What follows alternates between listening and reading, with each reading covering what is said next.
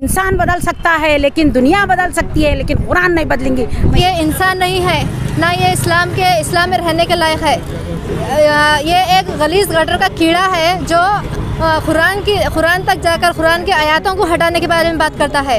ये नालायक, ये जाहिर इंसान सुप्रीम कोर्ट में PIL दर्ज करता है और कहता है ये जो 26 आयतें हैं दहशतगर्दी को बढ़ावा देती है, आतंकवादी को बढ़ावा देती है। 1400 साल हुआ कुरान नाजिल होकर, आज तक उसमें का एक ज़ेर और एक ज़बर नहीं हटा। तू आकर यहाँ पे 26 आयतें हटाने की बात कर रहा है। तू जैसे हिजड़े को चूड़ियाँ पहनकर घर में बैठने के बराबर है। तू चूड़ियाँ पहनकर घर में बैठ, लेकिन अगर तेरे को मालूम नहीं है कुरान के बारे में, जो तू कुरान के बारे में ऐब लगा रहा है, कुरान की तौहीन कर रहा है। कुरान में इंसानियत सिखाता है, कुरान आपस में भाईचारगी सिखाता है, और तू कुरान के बारे में दहशतगर्दी बोल रहा है। नौज़ बिल्लाह, तेरे जैसे सुअर पर लानत हो।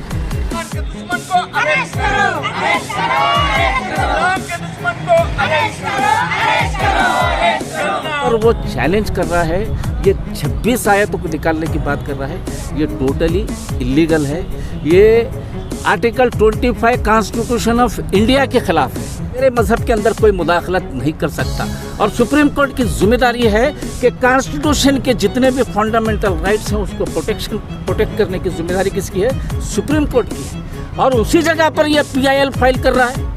तो यहाँ पर कुरान मजीद के अंदर सूरह अल-माइदा आयत नंबर 32 के अंदर अल्लाह ताला ने यह बताया है कि किसी एक इंसान की अगर जान लेते हैं तो सारी इंसानियत की जान लेने के बराबर है। अगर एक इंसान की अगर जान बचाते हैं तो सारी इंसानियत की जान बचाने के बराबर है। यह हमारे कुरान कहता है। ये बेगैरत, नामुखल और इस्लाम के दुश्मनों के गुलाम किराए के टट्टू वसीम रिजवी को गवर्नमेंट से हम ये अपील करते हैं कि जो हमारे मुल्क का अमन ख़राब करने में लगा हुआ है उसको अरेस्ट करो। वसीम रिजवी, तेरी इतनी भी औकात नहीं है कि तू कहीं का भी नहीं है, ज़र्रा बराबर भी नहीं है। तू जिसका गुलाम है ना, तू वो धोबी के कुत्ते के जैसी हालत है तेरी। जो घर का होता है ना, घाट का होता है। तो हम गवर्नमेंट से अपील करते हैं कि उसको सख्त से सख्त सज़ा दो, सख्त से सख्त।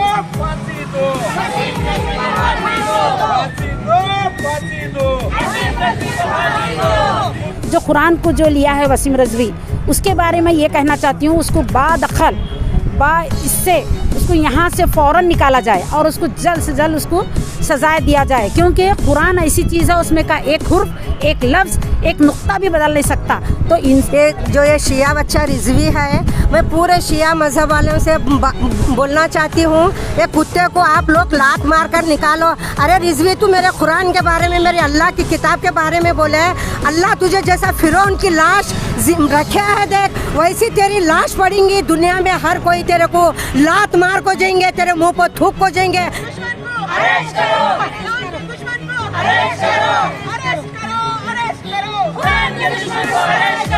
अगर इसको अरेस्ट अगर नहीं करेंगे तो हम लोग बहुत इससे ज़्यादा प्रोटेस्ट करेंगे, भूख हड़ताल करेंगे।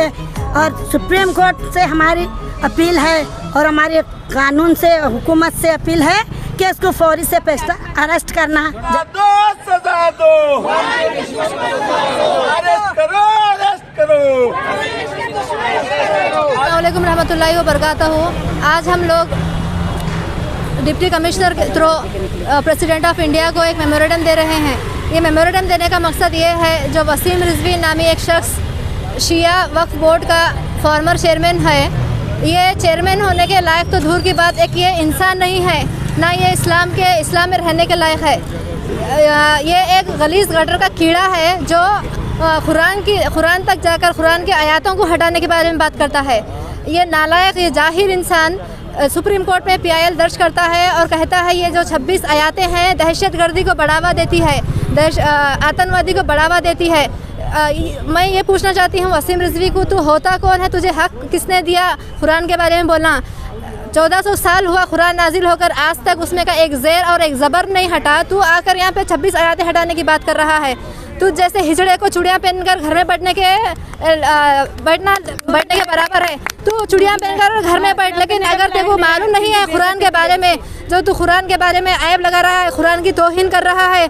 कुरान में इंसानियत सिखाता है, कुरान आपस में भाईचारगी सिखाता है, और तू कुरान के बारे में दहशतगर्दी बोल रहा है। नौज़ बिल्लाह, तेरे जैसे सुअर पर लानत हो, तू जैसे सुअर पर लानत हो, तू ऐसा जाहिल गवार है, तू मुसलमान के नाम पे धब्बा है।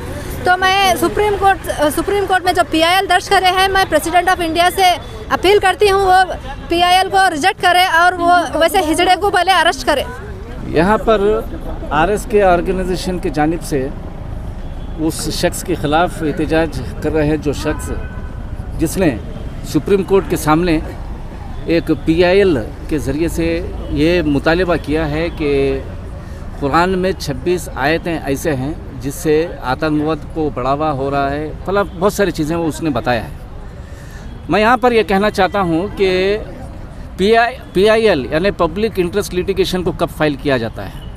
जब अगर मेरे फंडामेंटल राइट्स अगर वायलेशन अगर होते हैं या कोई ऐसा कानून हो जिससे वो कानून के ज़रिए से अगर फंडामेंटल राइट्स वायलेशन अगर होते हैं तो ही पब्लिक इंटरेस्ट लिटिगेशन फाइल किया जाता है। ये जो पब्लिक इंटरेस्ट लिटिगेशन जो फाइल किया गया है कुरान के ताल्लुक से, कुरान जो है अल्लाह ने नाजिल किया है, इंडिया का कानून ही है, पूरे यूनिवर्सल का कानून है कुरान।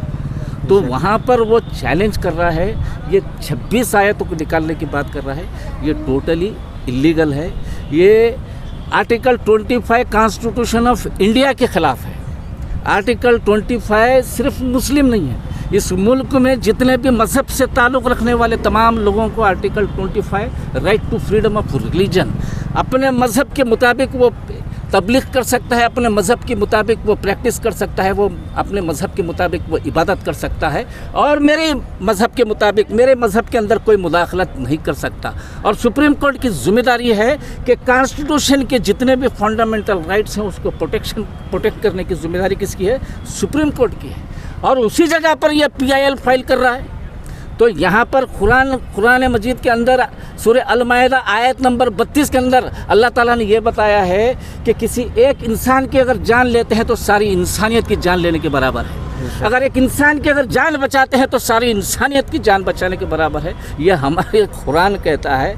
ये कमज़त इंसान, ये यहूदी का पिल्ला वहाँ पर एक PIL फाइल कर उसका हिस्ट्री देखिए, उसकी तारीख़ देखिए। वो जब भी मुँह खोलता है तो मुसलमानों के ख़िलाफ़ जहर उगलता है। वो 2019 में नरेंद्र मोदी को, प्राइम मिनिस्टर नरेंद्र मोदी को एक लेटर लिखता है कि जितने भी मुल्क में मदरसे हैं उसको बंद करना होगा। ये मुतालिबा वो करता है। और उसके ऊपर वक्फ बोर्ड के 2 वक्फ बोर्ड के केसेस उसके ऊपर दर्ज है। CBI उसकी इन्वेस्टिगेशन कर रही है, CBI इन्वेस्टिगेशन कर रही है।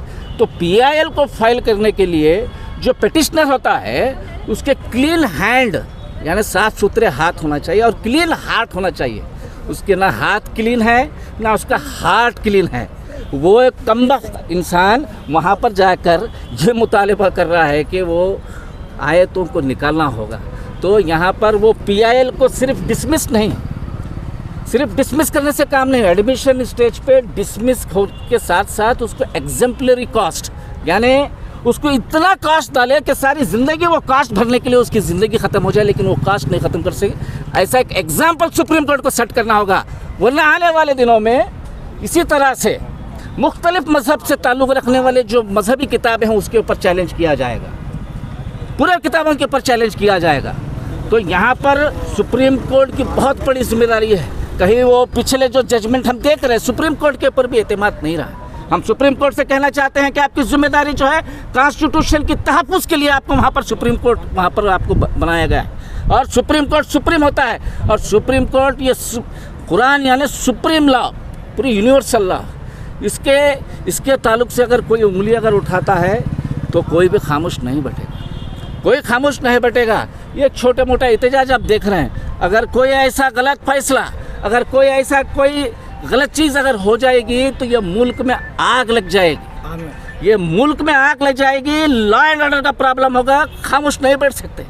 अब तक ट्रिपल तलाक में भी देख लिए, बाबरी मस्जिद के फैसले में भी हमने देख लिया है, अब तक हम खामोश बैठे हैं, जिसकी वजह से ये यहूदी का पिल्ला जो है ये सामने आ रहा है और इस तरह से वो बयानत दे रहा है, इस तरह से वो जो है PIL फाइल कर रहा है।